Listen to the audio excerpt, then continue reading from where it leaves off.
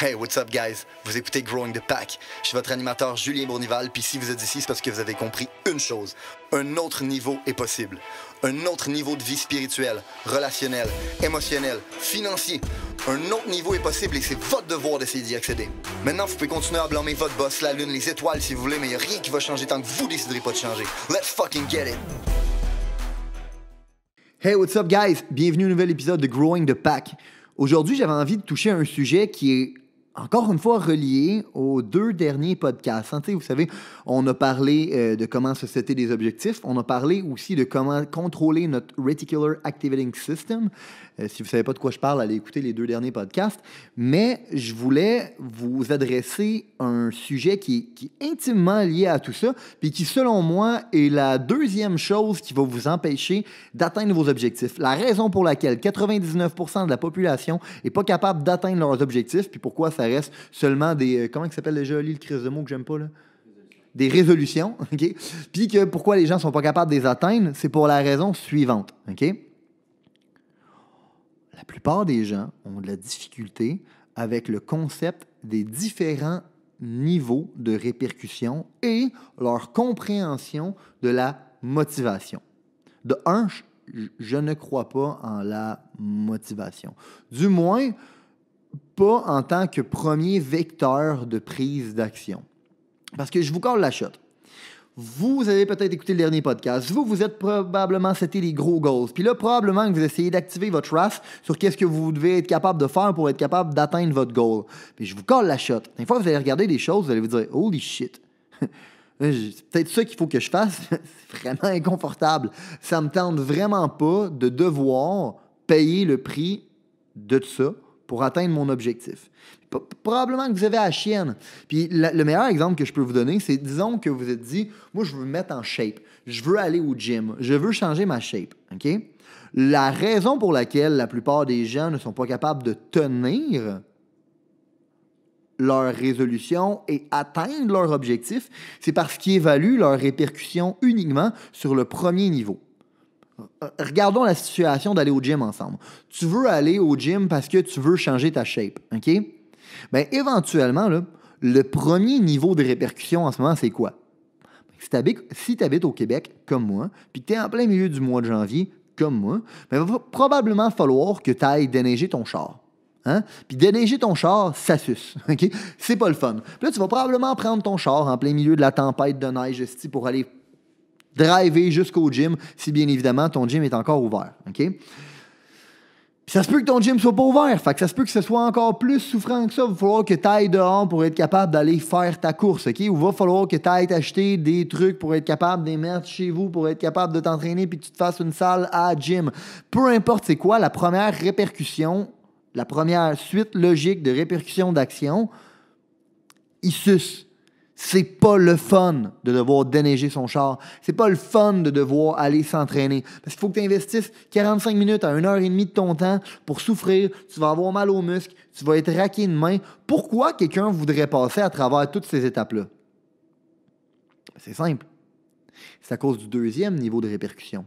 Le deuxième niveau de répercussion, c'est quoi?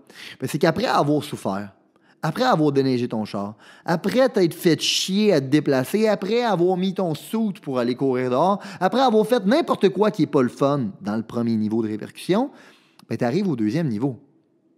Peut-être que tu vas changer ta shape.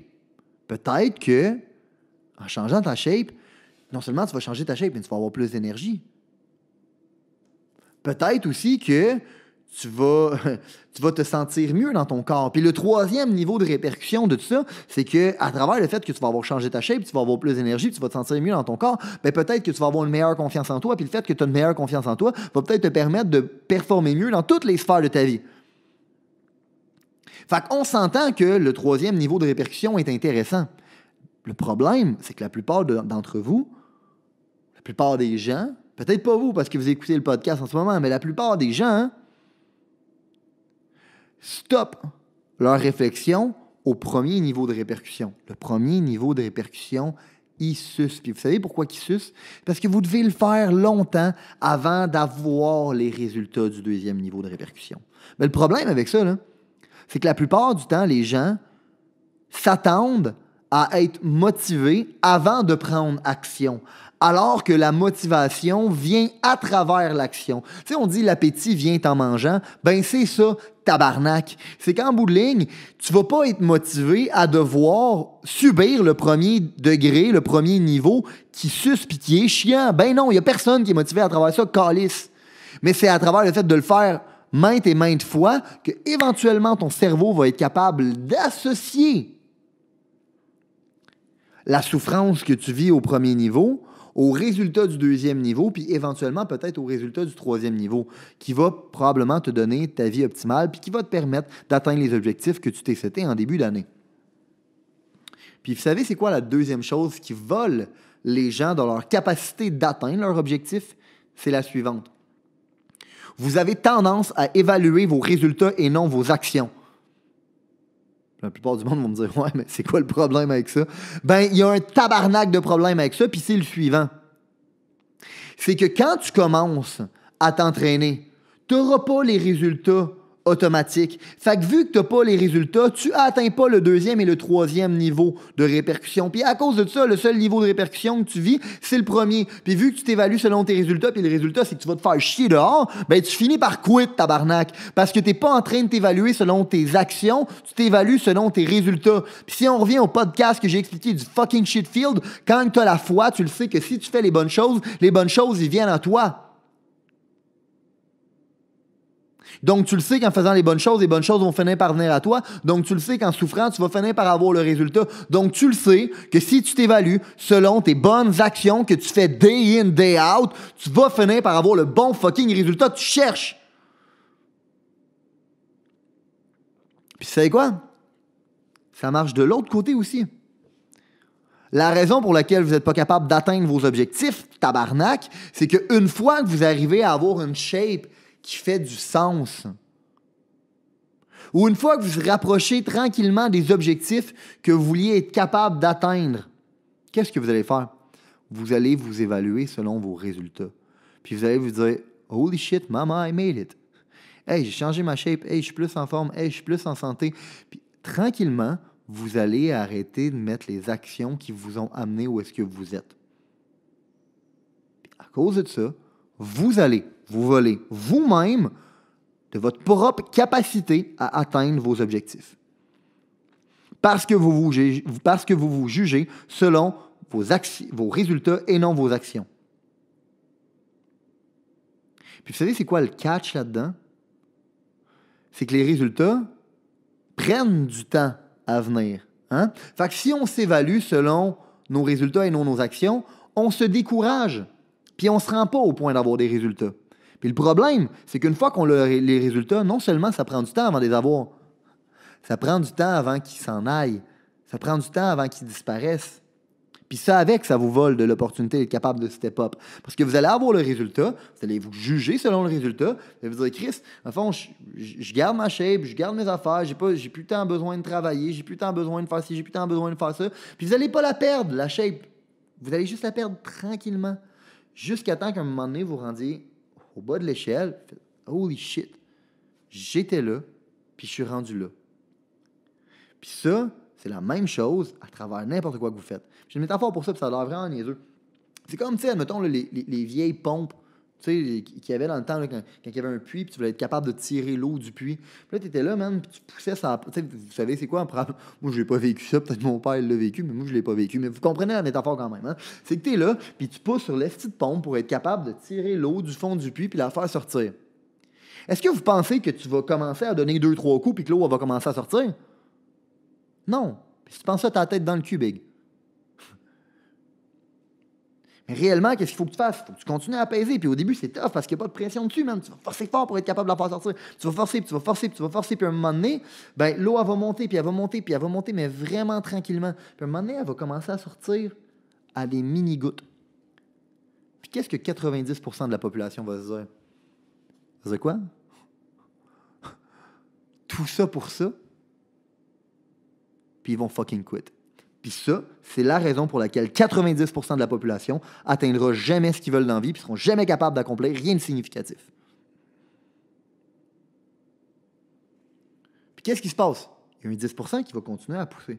C'est pas vrai. C'est pas vrai que j'ai tout fait ça pour ça. C'est pas vrai. Fait qu'il continue, puis il pousse, puis il pousse, puis il pousse, puis éventuellement, ben, plus qu'il pousse, ben, plus que la pression elle monte, puis à un moment donné, l'eau, elle continue, puis elle coule, puis elle coule, puis elle coule. Puis là, à un moment donné, elle commence à couler à flot. Vous savez qu'est-ce que les gens vont faire quand ils vont être rendus là? Qu'est-ce que à peu près 9% des 10% qui restaient vont être capables de faire? En fait, qu'est-ce qu'ils vont se condamner à faire? Ils vont se dire « Maman, I fucking made it ». Parce qu'ils vont se juger selon les résultats et non les actions. Puis à partir de ce moment-là, ils vont arrêter de pousser dessus parce qu'ils vont se dire « Chris, l'eau est rendue, j'ai plus besoin de pousser dessus ». Puis ça, c'est la raison pour laquelle, encore une fois, 99% des gens ne seront pas capables de rien faire de significatif de leur vie. Vous savez qu'est-ce que le 1% du 1% il fait? Il sait que ce qui est le plus dur à faire, c'est de starter la roue. C'est de get the momentum. Une fois que tu l'as, l'objectif, c'est de pouvoir continuer à peser dessus. Parce que vous savez quoi? C'est bien plus facile de continuer à peser dessus que de peser dessus au début pour restarter le momentum. Will Smith s'avait déjà fait poser la question, qu'est-ce que tu fais pour toujours te remettre en shape comme ça à chacun de tes films? Il dit, la technique est simple. J'ai compris que c'était plus facile de rester en shape que de devoir me remettre en shape. Si ça fonctionne pour le gym, pour votre shape, pour le crise de pluie, avec la crise de pompe, c'est la même chose dans toutes les sphères de vos vies. Puis si vous voulez être capable de changer le crise de résultat de tout ça, vous devez commencer à comprendre une chose. L'appétit vient en mangeant. La motivation va venir une fois que vous allez avoir les résultats. Puis vous allez devenir accro aux résultats. Puis à partir de ce moment-là, vous allez vouloir continuer à les avoir. Mais pour ça, vous devez arrêter de vous juger selon vos crises de résultats. Puis vous devez vous juger selon vos actions. Parce que la journée que vous allez arrêter de mettre les actions, les résultats vont fade away. By the way, guys, tout ce que je fais en ce moment, je le fais par responsabilité morale. J'ai appris des concepts, j'ai appliqué des concepts qui ont changé ma vie. Puis quand je les enseignais à d'autres gens, ça a changé leur vie à leur tour. Je vous confirme que si vous décidez d'écouter ce que je suis en train de vous dire, puis non seulement l'écouter, mais de l'appliquer. Puis by the way, c'est votre fucking responsabilité. Si vous prenez du temps à écouter ces tabarnak de podcasts-là, votre responsabilité, c'est pas juste de les écouter puis de se sentir bien, puis de prendre des notes de tout ça, c'est de l'appliquer. Puis je vous colle la shot. Si vous l'appliquez, vous allez changer votre vie comme moi j'ai changé ma vie, puis comme tout le monde autour de moi ont changé leur vie aussi. Ben, au-delà de ça, hein, si vous décidez de prendre ces outils-là, parce que vous n'avez même pas besoin de devoir les enseigner à d'autres gens, je le fais pour vous. Si vous décidez de prendre ces outils-là, ce podcast-là, et de le partager à quelqu'un d'autre, vous allez changer la vie des gens autour de vous. Puis la seule façon où on peut créer un monde meilleur, c'est ça. Tu apprends à marcher un chemin, tu changes ta vie, tu le montres à des gens, tu leur permets de changer leur vie, puis tu leur montres à montrer à des gens comment marcher le chemin, puis éventuellement, on va créer un monde meilleur. Tabarnak! C'est ma responsabilité morale de vous partager ça. Votre responsabilité morale, la seule chose que je vous demande. Je fais ça gratuitement. Je ne demanderai jamais rien en retour. Je prends de mon temps pour vous enseigner ça parce que je considère que j'ai une responsabilité morale. Vous avez une responsabilité morale de l'appliquer et de le transférer. Fait que commentez, likez, subscribe, tournez vos notifications on. Toutes ces choses-là, c'est les choses qui aident le mouvement beaucoup plus que vous le pensez. Puis non seulement ça aide le mouvement, ça vous aide vous. Parce que si vous êtes capable d'aider d'autres gens, on aide la société. Puis si vous aidez la société, en bout de ligne, vous vous aidez vous-même. C'est la seule chose que je vous demande. Let's fucking get it. Si vous avez considéré que l'information, les principes, les valeurs qui ont été partagées aujourd'hui ont une certaine utilité dans la vie, vous allez non seulement vouloir appliquer les concepts, mais vous allez surtout vouloir les partager. Les partager à un ami, partager à une connaissance, partager à quelqu'un qui en a besoin. Growing the Pack, c'est avant tout un mouvement qui grandit à travers les gens qui fait grandir. C'est un mouvement qui permet de créer les leaders de demain. C'est seulement grâce aux gens comme vous qui comprennent que le développement du leadership est notre plus gros enjeu qu'on va réellement faire avancer les choses. Je vous remercie pour votre temps. Let's grow the fucking pack!